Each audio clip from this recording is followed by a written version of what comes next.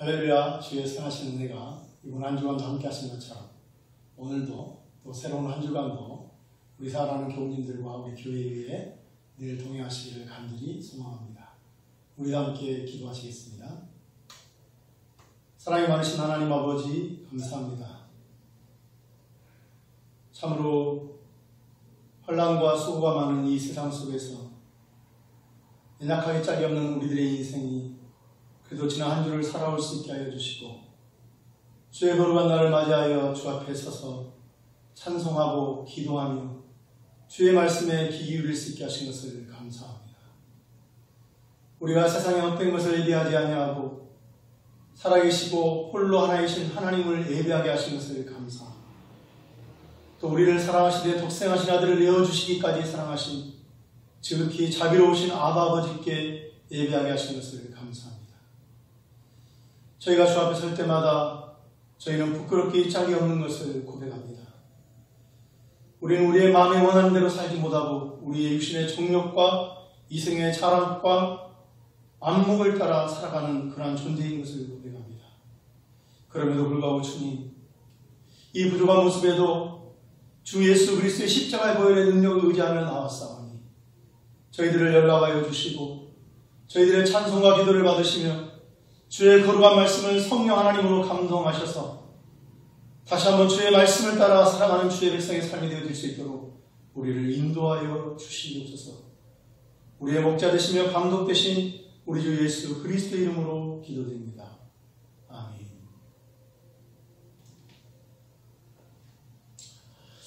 오늘 하나님 우리에게 주시는 말씀은 베드로전서 1장 8절로 12절의 말씀입니다. 베드로전서 1장 8절로 12절의 말씀 제가 받들어서 읽겠습니다. 예수를 너희가 보지 못하였으나 사랑하는도다. 이제도 보지 못하나 믿고 말할 수 없는 영광스러운 즐거움으로 기뻐하니 믿음의 결국 곧 영혼의 구원을 받으리라. 이 구원에 대하여는 너희에게 임할 은혜를 예언하던 선지자들이 연구하고 부지런히 살펴서 자기 속에 계신 그리스도의 영이 그 받으실 고난과 후에 받으실 영광을 미리 증언하여 누구를 또는 어떠한 때를 지시하는지 상고하니라. 이 섬긴 바가 자기를 위한 것이 아니요 너희를 위한 것이니 계시로 알게 되었으니 이것은 하늘로부터 보내신 성령을 힘입어 복음을 전하는 자들로 이제 너희에게 알린 것이요 천사들도 살펴보기를 원하는 것이니라. 아멘. 오늘 설교를 준비하면서 마음속에 또 나름대로의 많은 그런 고민들이 있었습니다. 이왕이면 설교를 할 때 실생활에 유익한 것들로 할 수 있다면 얼마나 좋을까? 이른바 적용이 탁월한 설교를 할 수 있다면 얼마나 좋을까? 왜 나는 그런 설교를 하지 못하고 어쩌면 교조적인 또 아니면 원리적인 이미 우리가 너무나도 잘 알고 있는 것들을 거듭거듭 설교하고 있는 것일까? 또 한편으로 생각하면 이것이 제가 원해서가 아니라 말씀을 묵상하는 가운데 인도하심을 따르는 결과라고 생각하는데 왜 이런 일이 벌어지고 있는 것인가? 이런 고민을 많이 했습니다. 그러다 문득 우리 장로님이나 우리 권사님들이나 또 우리 집사님들에 비해서는 적은 나이지만 나이가 들어가면서 깜빡깜빡하는 일이 많아져서 무엇인가를 기억하려고 한다면 다시 한번 마음판에 새기고 또 새기고 또 새겨야 되는 것을 생각하게 되었습니다. 진리란 것이 결국 그런 것이 아닌가. 내가 마땅히 그 진리가 습관화되고 익숙해져서 더 이상 그 진리에 대해 들을 필요가 없다면 상관없지만 아직도 여전히 그 진리가 내게 익숙하지 않는다고 한다면 거듭 듣고 거듭 들어서 마음판에 새기는 것이 그 진리를 따라가는 삶의 바른 자세이고 어쩌면 이것이 그렇게 설교하는 내 자신의 모습일지도 모르겠다라는 생각을 하게 되었습니다. 오늘 우리가 살펴볼 이 본문의 내용들 가운데 제가 함께 나누고자 하는 내용은 어쩌면 우리 교인들이 너무나 익숙한 내용일 수 있지만 그러나 다시 한번 말씀드린 것처럼 안다고 중요한 것이 아니라 이것을 우리가 얼마나 마음에 새기고 우리의 삶 속에서 실현해 나가느냐라는 것이 중요한 까닭에 다시 오늘의 말씀을 통하여 각성하고 그 말씀을 따라 살아가는 저와 여러분이 되기를 간절히 소망해 보는 것입니다. 오늘 우리가 읽었던 이 베드로전서 1장 8절로 12절의 말씀 가운데 특별히 8절부터 9절은 저희가 이미 살펴본 바 있는 구원에 대한 것이고 실제적으로 오늘 나누고자 하는 중심 내용은 10절부터 12절에 있는데 바로 이 구원에 대하여는 이라고 시작되어지는 베드로 사도의 말씀입니다. 우리가 이 10절부터 12절을 전체적으로 상고할 때 깨닫게 되는 것은 하나님의 백성들, 우리들에게 주어진 이 구원에 관한 소식이 하늘에서 뚝 떨어진 것이 아니라 바로 선지자들의 연구와 부지런히 살펴서 상고한 결과요.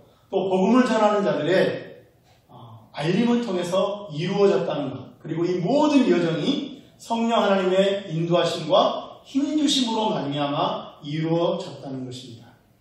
중요한 것은 우리에게 임한 계시는 이와 같이 성령의 인도하심과 힘주심이라는 초역사적인 은혜, 다시 말하면 특별한 은혜와 선지자들과 복음 전하는 들의 애쓰고 수고한 그것을 통해 베풀어지는 역사적인 은혜, 다시 말하면 일반의 은혜가 함께한 사실이라는 것입니다. 이것이 중요한 까닭은 이 계시의 전달에서 나타나고 있는 이 초역사적인 특별한 은혜와 역사적인 일반적인 은혜가 바로 이 계시를 받고 살아가는 우리 성도의 삶 속에서도 그대로 나타나기 때문입니다. 다시 말하면 하나님께서는 하나님의 경륜을 따라 우리의 삶을 이끌어 가실 때 때로는 초역사적인 은혜, 다시 말하면 권능에 의한 특별한 은혜로 우리를 인도하시는 때가 있는가 하면 때로는 역사적인 은혜, 일반적인 그러한 은혜를 따라서 우리를 인도하시는 때가 있다는 것입니다. 여기서 우리가 놓치지 말아야 할 것은 이러한 초역사적인 은혜, 특별한 은혜와 역사적인 은혜, 일반적인 은혜가 각각에 비춰볼 때 어느 것이 상대적으로 우위에 있거나 또는 더 가치 있는 것이 아니라는 것입니다. 이 모든 것들은 하나님의 섭리 안에서 각각의 이유와 목적과 가치를 가지고 우리의 삶 속에서 임하는 것이요. 그래야 결국은 이 모든 것들을 통하여 우리 안에 합력하여 선을 이루는 것이 하나님의 뜻이라는 것이죠. 우리는 살아가면서 바로 이러한 하나님의 은혜에 대해서 올바른 균형 감각을 가지고 있어야 된다는 것입니다. 우리의 삶이 늘 특별한 은혜로만 채워졌으면 좋겠다라는 것도 잘못된 것이지만 또 한편으로는 하나님의 특별한 은혜를 전혀 관심 없이 하고 그냥 하나님 주신 일반적인 은혜로 만족하는 것 또한 잘못된 것인 것처럼 우리는 하나님의 특별한 은혜를 사모하면서도 또한 하나님 우리에게 주신 일반 은혜를 놓치지 말아야 되고 일반 은혜를 누리면서도 하나님이 주실 수 있는 특별한 은혜에 대해서 늘 마음을 열고 간구하는 가운데 살아나가야 된다는 것이죠. 바로 이러한 것들이 우리의 신앙생활에 건강한 신앙인의 모습을 가져다 주는 것이라고 한다면 바로 이렇게 인식하는 것처럼 또 우리의 삶의 여정에서 인식해야 될 하나의 난제를 오늘 본문은 우리에게 다루고 있다 할 수 있습니다. 그것이 바로 무엇일까요?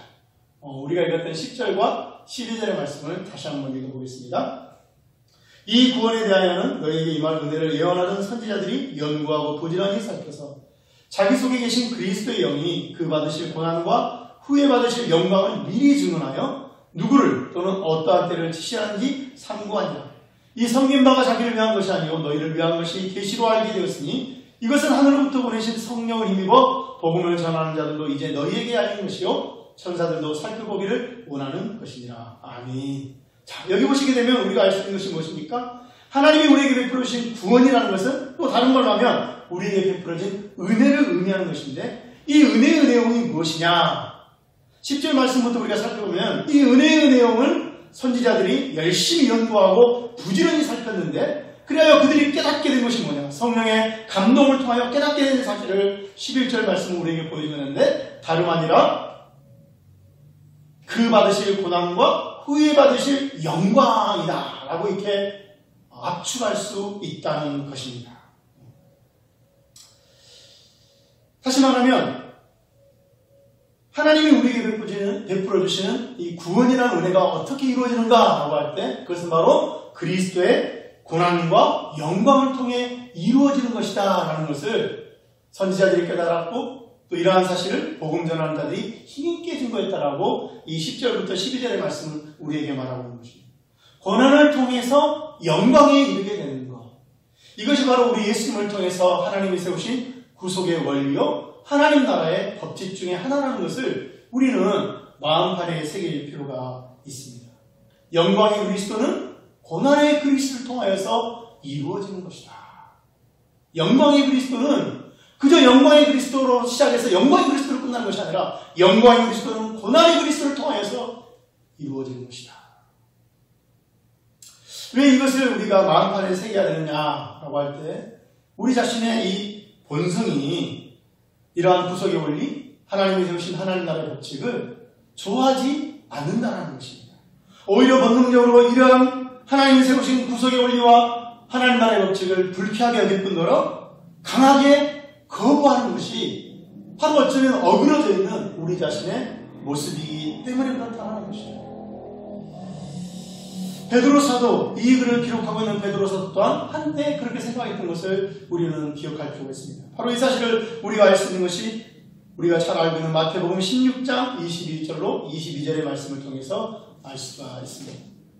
마태복음 16장은 제가 늘 말씀드리지만 우리 예수님께서 사람들은 나를 누구라고 하느냐, 너희는 나를 누구라고 하느냐 물으시고 또 그 제자들을 대표해서 베드로가 주는 그리스도시요 살아계신 하나님의 아들이십니다 라는 고백을 하고 난 다음에 이제 벌어지는 일들을 다루고 있는데 21절 말씀을 보게 되면 예수님께서 이렇게 말씀하십니다. 이때로부터 예수 그리스도께서 자기가 예루살렘에 올라가 장로들과 대제사장들과 서기관들에게 많은 고난을 받고 죽임을 당하고 제3일에 살아나야 할 것을 제자들에게 비로소 나타내시니 베드로가 예수를 붙들고 항변하여 이르되 주여 그리 마옵소서 이 일이 결코 죽게 미치지 아니하리다. 여러분 우리가 이 말씀을 참 많이 상고해 보았습니다. 그죠? 오늘도 다시 한번 상고해 보려고 합니다. 여러분 예수님께서 내가 사람들에게 많은 고난을 받고 죽임을 당하고 제3일에 살아나야 할 것이다 라고 말씀하셨을 때 베드로가 충격을 받았던 포인트는 어디에 있습니까? 베드로는 예수님께서 많은 사람들에게 고난을 받고 죽임을 당할 것이라는 것에 충격을 받았습니다. 그가 충격을 받았던 것은 3일 만에 살아나실 것이라는 것이 아니었습니다. 그렇죠? 그런데 한번 생각을 해보도록 합시다. 실은 고난과 죽음이라는 것은 우리에게 익숙하기 짝이 없는 것입니다. 그죠? 우리의 삶 속에서도 또 우리 가정 안에서 아니면 또 우리 지인들 가운데 우리가 살아가는 이 사회 속에서 우리는 고난을 직접 목격하기도 하고 죽음을 목격하기도 하고 또 그것을 실제로 겪기도 합니다. 그래서 고난과 죽음은 낯선 것이 아닙니다. 익숙한 것입니다. 그에 비해서 3일 만에 살아난다는 것은 결코 익숙한 것이 아닙니다. 내 자신의 경험을 통해서도 우리 주변 사람들을 통해서도 결코 들어보지도 못했고 또 체험하지도 못했던 것이 죽었다가 3일 만에 살아나는 것이었습니다. 그렇다면 정상적으로 우리가 생각한다면 베드로가 예수님의 말씀에 충격을 받아야 되는 포인트는 어디에 있습니까? 익숙했던 고난을 당하고 죽음을 당하는 것이 아니라 제3일에 살아나야 한다는 것이었지만 베드로는 그렇지 않았다는 것이죠. 베드로는 예수님께서 고난을 받으시고 죽임을 당하셔야 된다는 사실에 충격을 받은 나머지 그 후에 다시 살아나실 것이라는 말씀을 미처 마음에 품지를 못했다는 것을 오늘 본문을 통해서 우리에게 보여주고 있는 것입니다. 이것은 베드로가 고난에 대해서 어떤 생각을 가지고 있는지 또 죽음에 대해서 어떤 생각을 가지고 있는가를 엿보여주는 것이라고 할 수 있습니다. 어쩌면 그렇습니다. 베드로가 이렇게 생각할 수도 있습니다. 보통 사람이라면 그럴 수 있다는 것인데 보통 사람이라면 사람들의 미움을 받다 보면 고난을 받을 수도 있습니다. 또 사람들의 미움을 받다 보면 심지어는 죽임을 당할 수도 있습니다. 그렇죠? 네, 그럴 수 있습니다. 그러나 적어도 베드로가 생각할 때 예수님께서는 그럴 수 없다는 것입니다. 왜? 예수님은 어떤 분입니까? 그가 고백했던 것처럼 예수님은 그리스도시요 살아계신 하나님의 아들이십니다. 그가 예수님과 동행하면서 그의 가르침을 통하여 그의 행하신 이적을 통하여 베드로는 예수님께서 하나님의 아들이신 것을 보았습니다. 그 신성에 걸맞는 권세를 가지신 것도 보았습니다. 그런데 그 예수님이 고난을 받다. 죽임을 당하시다.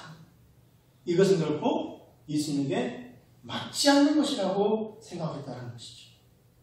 어울리지 않는 것이다. 실패한 것으로 여겨졌다는 것이죠.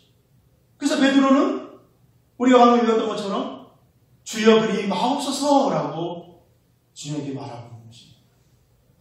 여기 주여 그리 마옵소서라는 말은 헬라어로 힐레오소이 퀴에라는 것인데 직역하면 주여 당신에게 자비가 있거든 이라는 뜻입니다.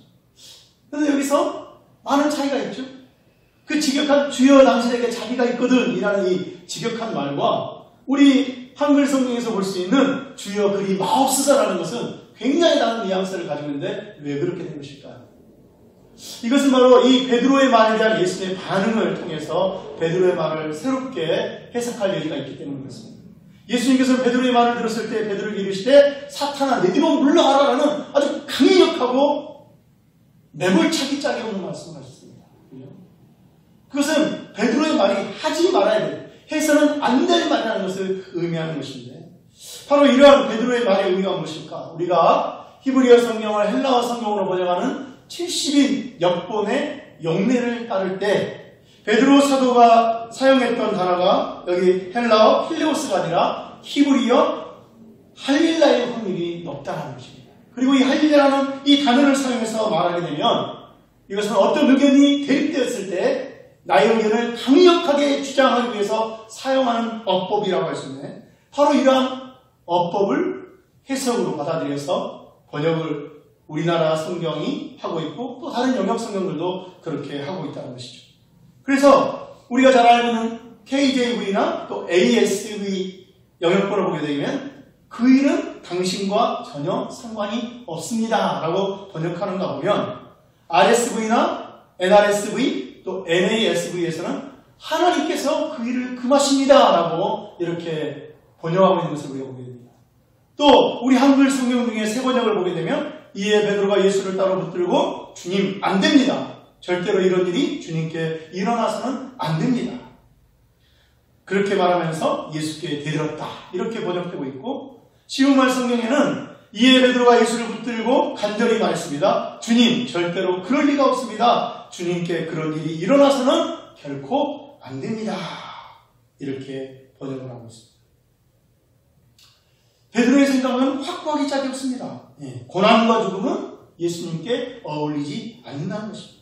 그것은 일어나서는 안 될 일입니다. 그것이 하나님의 뜻일 수는 없다라는 것입니다. 여기서 문제는 바로 이러한 베드로의 생각에 머무는 것이 아니라 바로 우리 자신의 생각일 수도 있다는 것입니다. 신자의 삶에 하나님의 백성의 삶에 고난이라는 것은 과연 어떤 의미가 있는가라고 할 때 우리의 마음속에 즉각적으로 드는 것은 고난의 영광이 아니라 고난이 가져다주는 고통과 부끄러움과 수치와 낙심과 절망의 경우가 대부분이라는 것이죠.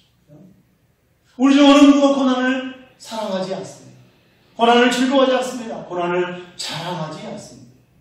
우리가 고난을 제할 때 맞이하게 되는 우리 자신의 마음에는 불쾌함이고 당혹스러움이고 부인하고 싶은 것이 대부분의 경우가 많다는 것이죠. 왠지 고난은 하나님의 백성에게 어울리지 않는 옷과 같은 것이고 마치 뭔가 내 신앙에 문제가 있는 것처럼 인식되는 경우가 많다는 것입니다. 예수님을 잘 믿고 신앙생활을 올바르게 하는 삶의 모습이라는 것은 형통함과 영광과 번영이 있을 따른 점 고난이 있다는 것을 받아들이기 어렵다는 것이죠. 더욱 이러한 생각에 힘을 더하는 것은 우리가 믿는 하나님이 어떤 분인가 할 때 그분은 자기 백성을 사랑하시는 분이시며 자기 백성을 위하여 행하실 수 있는 능력을 가지신 분이라는 것을 우리가 알고 있을 때 왜 그렇다면 고난이 우리에게 있는가? 왜 하나님이 이러한 고난을 허락하셨는가라고 의문을 품게 되는 경우가 종종 있다는 것입니다. 실제로 이렇게 가르치는 사람들이 있다. 이 사실이죠. 하나님을 잘 믿으면 고난의 삶이 우리에게 임하지 않는다. 또 그것을 우리고 내심 기도하는 것이죠. 바로 그런 맥락에서 베드로는 예수님 향해서 안 됩니다라고 말하는 것입니다. 바로 이에서 예수님은 뭐라고 대답하셨을까요? 우리 23절 말씀을 한번 읽어보겠습니다. 예수께서 돌이키시며 베드로에게 이르시되 사탄아 내 뒤로 물러가라. 너는 나를 넘어지게 하는 자로다. 내가 하나님의 일을 생각하지 아니하고 도리어 사람의 일을 생각하는구나 하시고.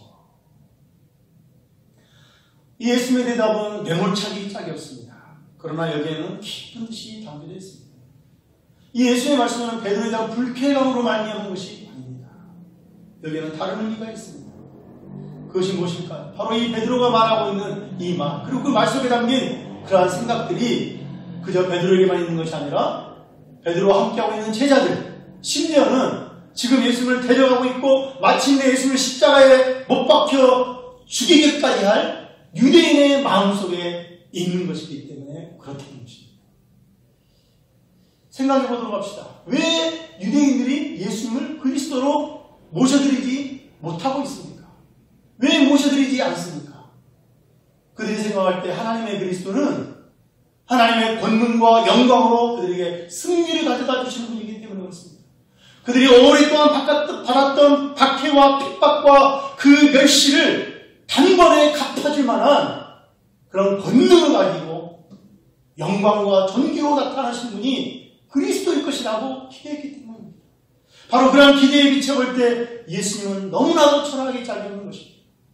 이사야 선지자가 예언했던 것처럼 예수님 우리가 흠모할 만한 어떤 것도 찾아볼 수 없는 그런 분이셨습니다. 인간적으로 어떤 매력도 가지지 못한 분이었다는 것입니다. 그분은 저기 먼 시골 구석인 갈릴리 사람이었습니다. 그분은 이스라엘사에서 천대받는 목수의 아들로 태어나셨습니다. 그분 안에서 어떤 영광스러운 것도 기대할 수가 없었습니다. 인간적으로. 바로 그래서 그들은 예수님을 그리스도로 받아들일 수가 없었던 것입니다. 그러나 그들이 놓치고 있었던 중요한 문제가 있었습니다. 그들이 기대하고 있던 하나님의 그리스도가 주실 영광과 승리를 얻기 위해서 반드시 있어야 할 과정, 전제 조건, 그것들을 망각하고 있었다는 것입니다. 그것이 무엇일까요? 하나님이 하나님의 백성에게 주시는 그 모든 영광과 권세와 승리를 진정으로 누리고자 한다면 우리에게는 반드시 해결해야 될 한 가지 문제가 있다는 것입니다. 바로 죄의 문제입니다. 이 죄 문제가 해결되지 않으면 하나님이 하나님의 백성에 주신 구원과 소망과 유업은 언제든지 썩을 수 있고 더러워질 수 있으며 상할 수 있다는 것을 그들은 알고 있어야 했다는 것입니다. 그들이 가지고 있었던 성경을 통하여 배우들은 하나님 나라의 백성들의 역사를 통하여 수많은 하나님 나라의 일꾼들을 통하여 깨달아야 했던 것은 하나님이 자기 백성에게 베푸시는 그 산소망과 유업과 구원이라는 것이 그것을 받은 하나님의 백성이 하나님의 나라가 자신들 안에 있는 죄의 문제를 해결하지 않고 그것들을 받아 누리게 되는 순간 언제든지 썩어지고 더러워지고 쇠하는 것을 오히려 그들 말고 멸망에 이르게 하는 저주가 되고 말았다는 것을 그들은 실은 알았어야 했고 기억했어야 했고 그렇기 때문에 바로 하나님의 그리스도 오셨을 때 그들이 진정 바라보지 않아야 했던 것은 먼저 그들 안에 있는 죄를 해결해 주시기를 바라는 것이었다는 것이죠. 그러나 바로 이러한 인식이 깨달음이 이스라엘 백성들에게는 없었던 것입니다.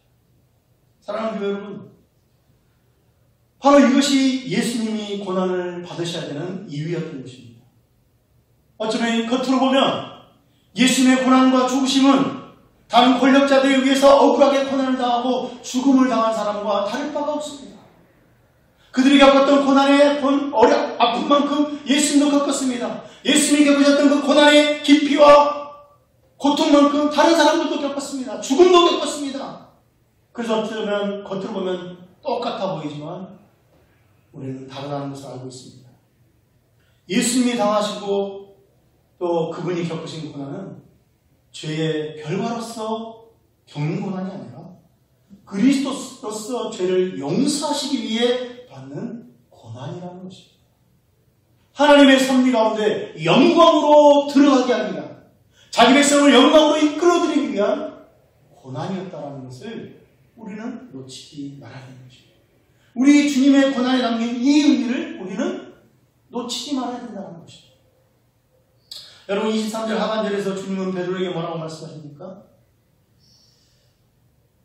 23절 전체를 한번 읽어보겠습니다. 예수께서 돌이키시며 베드로에게 이르시되 사탄아 내 뒤로 물러가라. 너는 나를 넘어지게 하는 자로다. 내가 하나님의 일을 생각하지 않냐고 도리어 사람의 일을 생각하는도다 하시고 베드로에게 필요한 것은 사람의 일하는 방식이 아니라 하나님이 일하시는 방식을 깨닫는 인식에 전하는 것입니다. 이게 중요합니다. 사람의 일하는 방식이 아니라 사람의 생각대로가 아니라 하나님이 일하는 방식, 하나님의 생각대로 하나님이 내게 허락하신 고난, 하나님이 내게 허락하신 그 모든 상황들을 헤아리고 그것들을 받아들이는 것이 필요하다는 것이죠. 그리스도의 고난은 이미 말씀드린 것처럼 고난으로 끝나는 것이 아니라 영광에 이르는 거룩한 은과 같다라는 것을 우리는 놓치지 말아야 됩니다. 이 사실이 중요한 것은 바로 우리 주님께서 보여주시는 고난을 통하여 영광으로 들어가시는, 고난을 통하여 영광으로 이끌어들이시는 이 복된 은혜가 바로 주님의 본을 따르는 성도의 삶 속에서도 재현된 것이기 때문에 그렇습니다. 여러분, 오늘 우리가 읽던 베드로전서 1장을 넘어서서 베드로전서 2장 21절로 25절의 말씀을 한번 보도록 하겠습니다. 베드로전서 2장 21절로 25절의 말씀 제가 받들어 읽도록 하겠습니다. 이를 위하여 너희가 부르심을 받았으니 그리스도로도 너희를 위하여 고난을 받으사 너희에게 본을 비춰 그 자취를 따라오게 하려 하셨느냐. 그는 죄를 범하지 아니하시고 그 입에 거짓도 없으시며 욕을 당하시되 맞대어 욕하지 아니하시고 고난을 당하시되 위협하지 아니하시고 오직 공의로 심판하시는 이에게 부탁하시며 친히 나무에 달려 그 몸으로 우리 죄를 담당하셨으니 이는 우리로 죄에 대하여 죽고 의에 대하여 살게 하려 하시리라. 그가 채찍에 맞음으로 너희는 나음을 얻었나니. 할렐루야. 할렐루야. 성령의 감동을 통하여 베드로 사도는 우리에게 이렇게 말하고 있습니다. 너희가 부르심을 받지 않았느냐? 그 부르심이 뭐냐? 바로 예수 그리스도의 본을 따르는 부르심이 아니냐. 그러면 그리스도의 본이 무엇이었더냐? 바로 고난의 본이 아니었더냐. 주님께서 고난을 통하여 영광으로 들어가셨던 것처럼, 주님께서 고난을 통하여 영광으로 이끌어들이셨던 것처럼, 지금 너희가 걷고 있는 그 길에서 만나는 고난 또한 그러한 하나님의 섭리와 하나님의 경륜이 담겨져 있다는 것을 알아야 한다. 그래서 그 길을 기꺼이 가야 한다. 그러면서 베드로 사도는 성령의 감동을 통하여 주님께서 그 고난의 여정을 어떻게 감당하셨는가를 우리에게 말하고 있는 것이죠. 22절 23절이 아닙니다. 그렇습니다. 주님의 고난은 애매한 고난입니다. 그렇죠? 그는 죄가 있어서 이 고난을 당하신 것이 아닙니다. 속된 말로 사람들처럼 그 죄로 말미암아 당하는 고난이 아닙니다. 하나님의 뜻을 이루기 위하여 하나님의 경륜을 이루기 위한 고난입니다. 성도의 삶 속에서도 베풀어진 이 구원, 당하게 되는 이 구원이 바로 그러한 우리를 지니고 있다는 것입니다. 죄로 말미암는 것이 아니라, 우리의 문제로 인하여서 기인하는 것이 아니라 하나님의 섭리를 이루기 위하여 하나님의 경륜을 이루기 위한 고난의, 영광의 고난이 있다는 것입니다. 영광으로 이끌어들이기 위한 고난이 있다는 것입니다. 그 고난의 여정 속에서 주님은 죄를 범하지 않았습니다. 거짓을 말하지 않았습니다. 맞대어 욕하지 않으셨습니다. 위협하지 않으셨습니다. 오직 공의로 심판하신 이에게 부탁하심으로 그 고난의 여정을 담당해 나가셨습니다. 우리가 우리에게 주신 고난을 어떻게 감당할 것인가? 어떻게 감당해 가야 되는가? 주님은 그 본을 우리에게 이 베드로전서 2장 23절이 말하는 것처럼 보여주고 계시는 것입니다. 하나님을 신뢰하고 하나님을 의지하고 하나님께서 기쁘신 뜻을 따라 하나님이 나를 통하여 드러내기를 원하시는 신앙의 자태를 드러내며 묵묵히 그 길을 걸어가는 것. 그래야 마침내 24절에 밝히는 것처럼 친히 나무에 달려 그 몸으로 우리 죄를 담당하셨으니라고 말하는 것처럼 그 고난의 마지막 순간에 이르시고 그리하여서 그 고난을 통하여 우리로 죄에 대하여 죽고 의에 대하여 살게 하시는 영광을 가져오게 하신 것처럼 하나님 우리에게 부르신 고난이 우리가 이룬 하나님께서 우리가 얘기하신 영광을 가져오게 될 것임을 우리는 놓치지 말아야 된다는 것이죠. 베드로 사도는 계속해서 말하고 있습니다. 베드로전서 2장 25절 너희가 전에는 양과 같이 길을 잃었더니 이제는 너희 영혼의 목자와 감독되신 이에게로 돌아갑니다. 전에는 양과 같이 길을 잃었던 사람입니다. 여기서 잃었다라는 표현은 플라로메노이라는 말인데 이것은 헬라어 플라나오라는 말의 현재 분사입니다. 플라나오라는 말은 속이다, 기만하다는 뜻입니다. 그래서 이게 현재 분사하게 될 때는 속임을 당하다, 수동태용어로 또 기만을 당하다. 다시 말하면 죄로 말미암아 또 사단으로 말미암아 우리가 기만을 당했다는 것입니다. 고난에 담긴 하나님의 깊은 뜻을 헤아리지 못했다는 것입니다. 고난의 부정적인 면만 봤다는 것이죠. 고난의 긍정적인 면을 보지 못했습니다. 못했습니다. 고난이 가져오는 영광을 보지 못했습니다. 그렇게 우리가 기만당했습니다. 그래서 우리는 고난을 두려워했습니다. 부끄러워했습니다. 고난을 원하지 않았습니다.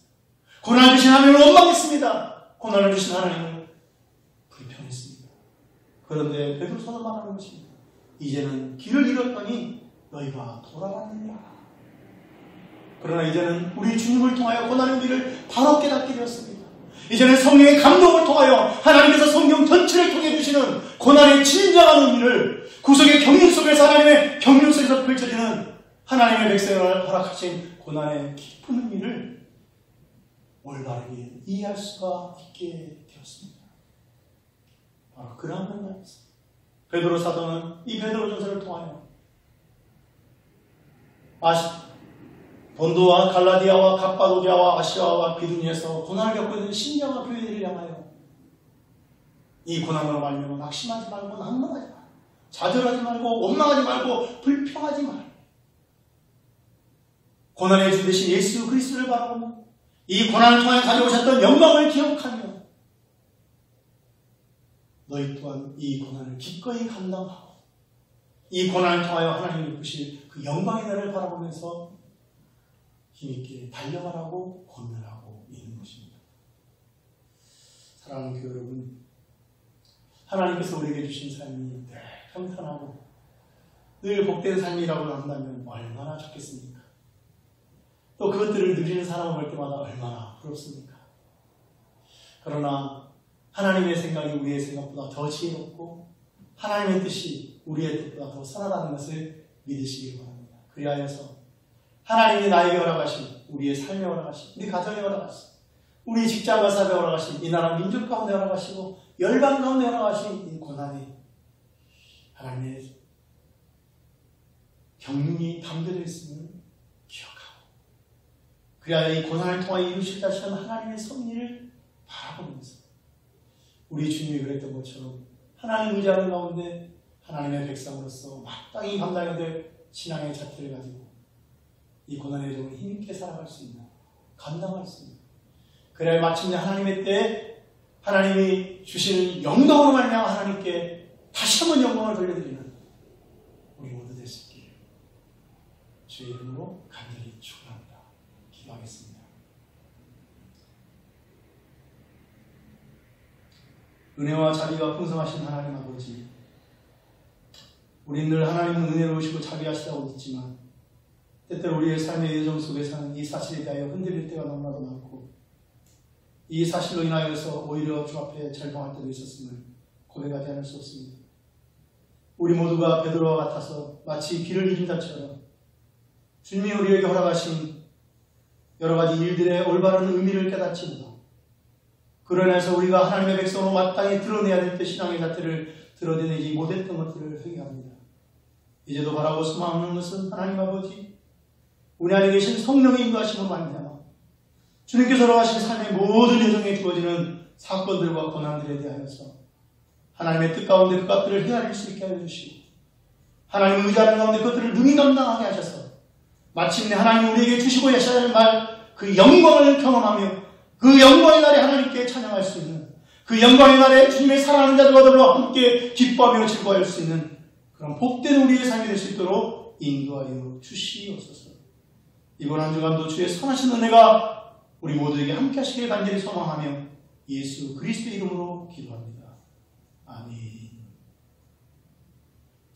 말씀을 뵙도록 하겠습니다. 사랑합니다. 감사합니다. 축복합니다.